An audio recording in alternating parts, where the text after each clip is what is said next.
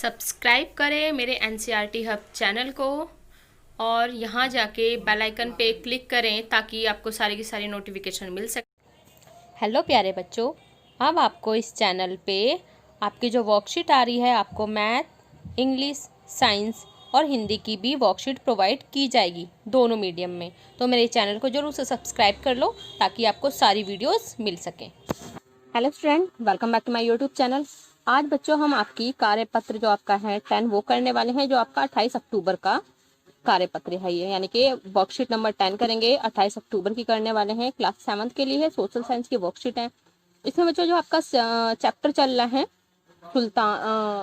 दिल्ली के सुल्तान चैप्टर चल रहा है। आई थिंक 3rd चैप्टर है ये।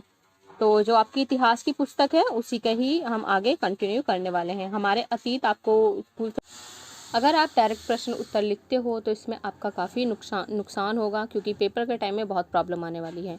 तो आपको एक एक वर्कशीट की एक एक लाइन है वो अच्छे से क्लियर होकर करके समझनी पड़ेगी, ताकि आने वाले टाइम में आपको कोई भी प्रॉब्लम ना हो। और आप सबको थैंक यू, आपने मेरी वीडियो को इतना प्यार दिया, इतने लाइक आए, इतने व्यू आए, इतने कमेंट आए, उसके लिए बहुत बहुत शुक्रिया। आगे भी मेरी वीडियो को इतना प्यार दीजिए, लाइक कीजिए और कमेंट ज़रूर कीजिए। और आपका जो फुल कोर्स है, इस जिस तरीके से आपका एक वर्कशीट में आ रहा है, एक चैप्टर कई सारे वर्कशीट में आ रही है, तो उसको क्या करेंगे, हम इकट्ठे ही कोशिश करेंगे एक ही वीडियो में से फिनिश कर दें। तो वो वीडियो मैं अलग से अपलोड कर दूँगी, आप देख लीजिएगा। तो आइए हम फटाफट अपनी वर्कशीट स्टार्ट करते हैं। जो इसका आपका टॉपिक है दिल्ली सल्तनत का विस्तार। तो दिल्ली के सुल्तान जो हमने पढ़ा था, उसमें हम देखते हैं हमारी जो दिल्ली सल्तनत है उसका विस्तार किस तरीके से हुआ है। गैरिसन शहर था, गैरिसन शहर से साम्राज्य तक किस तरीके से इसका विस्तार हुआ है। 13वीं शताब्दी के आरंभिक वर्षों में दिल्ली के सुल्तानों का शासन गैरिसन यानी कि रक्षक सैनिक की टुकड़ियों जहाँ पे रहती थी के निवास के लिए बने मजबूत किले बंद शहरों से परे शायद ही कभी फैला हो। पहले क्या था कि जहाँ रक्षक सैनिक वगैरह रहते थे, और मतलब एक लिमिटेड एरिया था, एक लिमिटेड एरिया में इनका शासन था और शहरों से संबंध था, लेकिन उनसे दूर भीतरी प्रदेशों पर उनका नियंत्रण न के बराबर था। यानी कि मान लीजिए ये आपका पूरा का पूरा एरिया है, ये क्या है, आपका गैरिसन शहर है।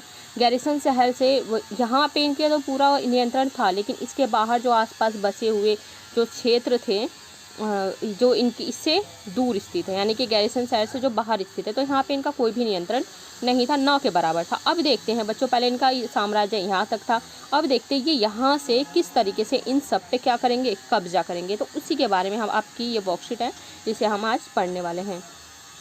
और इसलिए उन्हें आवश्यक सामग्री, रसद आदि के लिए व्यापार, कर या लूट मार पर ही निर्भर रहना पड़ता था। तो आपको इसमें क्लियर होगा ये किस पे निर्भर रहते थे। रसद यानी कि जो भी आवश्यक सामग्री होती थी उसको या तो व्यापार या कर लगा के या लूट मार करके ही उसे इकट्ठा करते थे। नेक्स्ट है दिल्ली से सुदूर बंगाल और सिंध।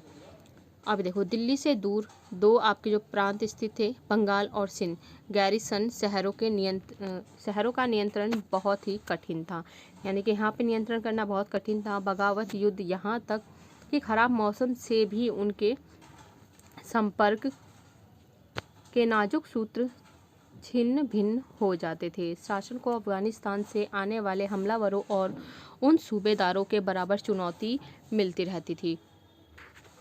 यानी कि यहाँ पे जो अफ़गानिस्तान से ये अगर हम देखें तो इस तरीके से हमारा भारत का ये आपका मैप है, इधर आपका पाकिस्तान, देन इधर अफ़गानिस्तान है, इस तरीके से आपका भारत का नक्शा है। तो यहाँ पे बच्चों आपका दिल्ली शहर है जिसकी हम बात करें, काफ़ी छोटा है, मैंने बड़ा बना दिया है।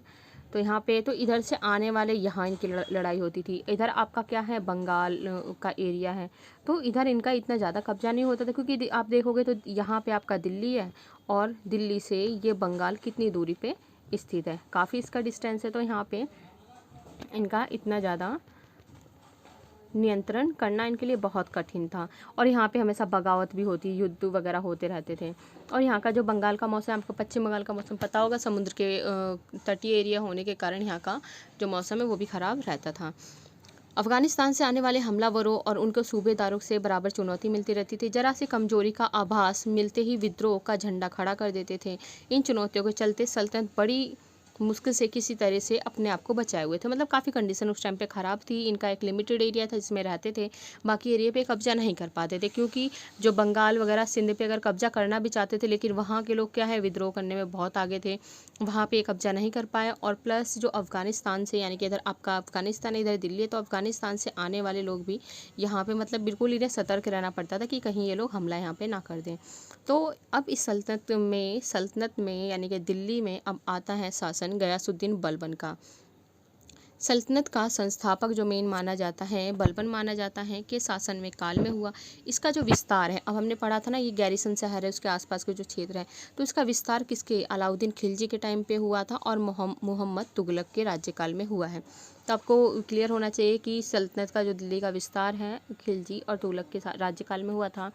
विस्तार अभियान दो तरीके के थे जो हम देखते हैं इसमें, आपके दो तरीके, जैसे सल्तनत की भीतरी सीमा और गैरिसन शहरों के भीतर के क्षेत्र हैं। और इधर ये आपके बाहर की बात करेंगे, हमने पढ़ा था ना ये आपका गैरिसन शहर है पूरा का पूरा, और इधर काफ़ी छोटे छोटे जो आपके शहर स्थित है बाहर के, यानी कि ये कैसे शहर हैं आपके, इसके बाहरी शहर हैं, और ये आपका गैरिसन शहर है।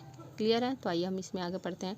सल्तनत की भीतरी सीमाओं में जो अभियान चले उनका लक्ष्य था गैरिसन शहरों की पृष्ठभूमि में स्थित भीतरी क्षेत्रों की स्थिति को मजबूत करना। इसमें क्या है, पहले चाहते थे कि अपनी भीतरी स्थिति को मजबूत कर लें। बाहर का देखते हैं हम। अलाउद्दीन खिलजी के शासनकाल में दक्षिण भारत को लक्ष्य करके सैनिक अभियान शुरू हुए और ये अभियान मोहम्मद तुगलक के समय भी अपनी चरम सीमा पे पहुँचे। तो अलाउद्दीन खिलजी ने बाकी दक्षिण भारत के जो क्षेत्रों को कब्जाने के लिए अभियान शुरू किया था, जो बाद में तुगलक के समय में अपनी चरम सीमा में पहुंचा था।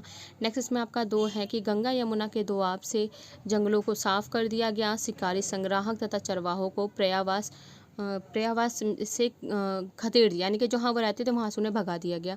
वह जमीन किसानों को दे दी गई, कृषि कार्य को प्रोत्साहन किया गया। दूसरा काम यहाँ पे ये हुआ गैरिसन में। और इससे गैरिसन से बाहर क्या था, इन अभियानों में सल्तनत की सेनाओं ने हाथी, घोड़े, गुलाम, मूल्यवान धातुएं अपने कब्जे में ले ली। अब जाहिर सी बात है बच्चों, जिस तरीके से अब खिलजी किसी दूसरे जगह पे आक्रमण कर रहा है, उसे जीत रहा है, तो वहाँ पे जो मिलने वाली चीज़ें थी, धातु वगैरह, घोड़े वगैरह, हाथी वगैरह, काफ़ी ज़्यादा वो माने जाते थे, क्योंकि जितने ज़्यादा हाथी घोड़े होंगे उतना ज़्यादा युद्ध में जीतने के चांसेस ज़्यादा होते थे। तो ये क्या करते थे, जहाँ भी कहीं युद्ध करते थे वहाँ वो जीत जाते थे उस क्षेत्र को, तो वहाँ से जो बहुमूल्य वस्तु वगैरह थी और जो वहाँ के गुलाम वगैरह होते थे, घोड़े, हाथी, सब अपने कब्जे में कर लेते थे। मोहम्मद तुगलक के राज्यकाल के अंत तक इस उपमहाद्वीप का एक विशाल क्षेत्र इसके युद्ध अभियान के अंतर्गत आ चुका था। यानी कि तुगलक के टाइम तक देखा जाए तो जो गैरिसन्स के बाहर के जो क्षेत्र थे वो काफ़ी इसके अंतर्गत शामिल हो गए थे।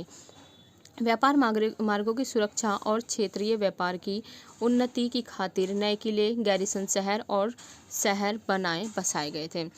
अब क्या है इनकी, अब देखा व्यापार मार्गों की सुरक्षा भी की इन्होंने, और क्षेत्रीय व्यापार की उन्नति खातिर इन्होंने क्या किया, नए किले बनाए, गैरिसन शहर और शहर बसाए, ताकि उसका क्या करते रहे, विस्तार करते रहे। दिल्ली सल्तनत की सेनाओं ने शत्रुओं की सेनाओं को परास्त किया और शहरों पर कब्जा किया। इसके सूबेदार, प्रशासक मुकदमों में फैसले सुनाते और साथ ही किसानों से कर वसूलते थे। ये तो आपको क्लियर है, ये आपका गैरिसन शहर है और इसके बाहर के क्षेत्र हैं। खिलजी इस पे आक्रमण करना स्टार्ट करता है और तुगलक के टाइम तक काफ़ी शहर ये अपने कब्जे में ले चुके होते थे।